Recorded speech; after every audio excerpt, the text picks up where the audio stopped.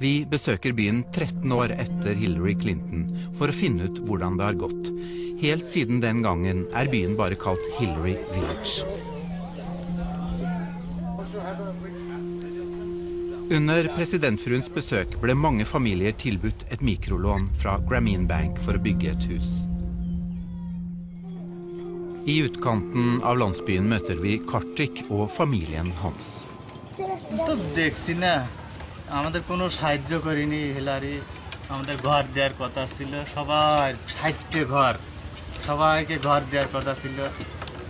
5-6টা ঘর দিয়েছে আর কোনো সাহায্য আমাদের করি নাই হিলারি বলছে এখানে হিলারি আসছিল তারা তিনি এসে আপনাদের কি সাহায্য করেছে টাকা পয়সা দিয়েছে না তেমন কোনো টাকা পয়সা দেয়নি কোনো টাকা পয়সা তেমন না কোনো টাকা পয়সা তো দেয়নি না সাহায্য করেনি আমাদের আমরা লোন দেই গ্রামীণ ব্যাংকের থেকে লোন নিয়ে আমরা ব্যবসা বাণিজ্য করি ওনারা আমাদের বলে কি জানেন যে তোমাদের তো হিলারি দেশে এই টাকা সুদ ছাড়া তো তোমাদের কাছে সুদ নেই ইয়ে করে ও করে এই বলে ওনারা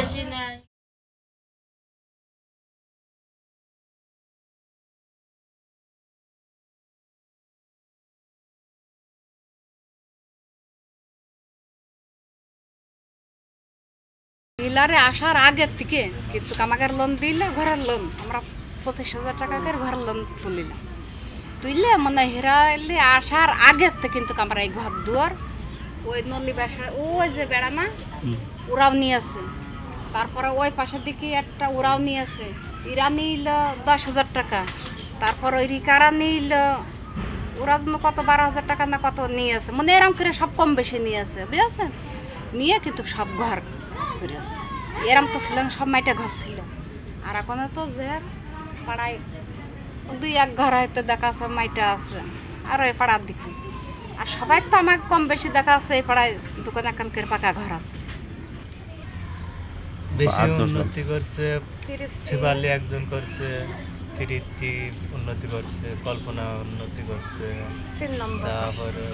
উল্লাদের বউরা উন্নতি করছে ওই দিলীপের বউরা উন্নতি করছে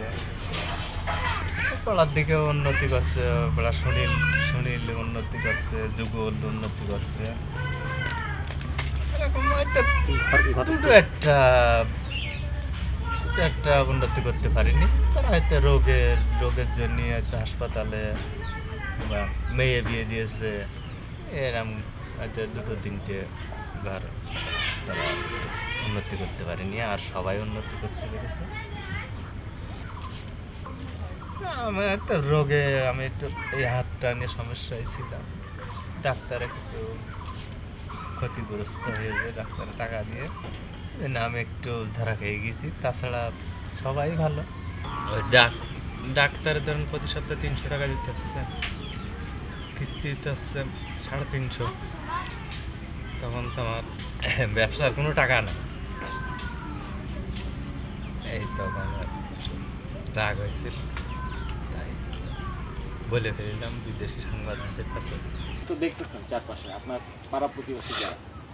ওই 4-5 ঘর উন্নতি হয়েছে আর সব তো উন্নতি করতে পারিনি লোন নিছে কত এমনিতে গ্রামের লোকজনের ভিতরে কতজন 60 ঘর লোন নিছে সেই 60 ঘরের অবস্থা কি বাকিদের অবস্থা তো কেউ ঘর বাড়ি বেচেও ফেলেছে বিক্রি হয়ে গেছে কারোর উন্নতি কেউ করতে পারছে কেউ পারি নাই এই মতোই চলছে আমার পাড়ার সদস্য গ্রামের সদস্য করে রাগ করে বলছিলাম যে আমার লোন দেয় না এই গ্রামের লোকের বলে ওনার লোন দিয়ে না কিস্তি চালাতে পারবে না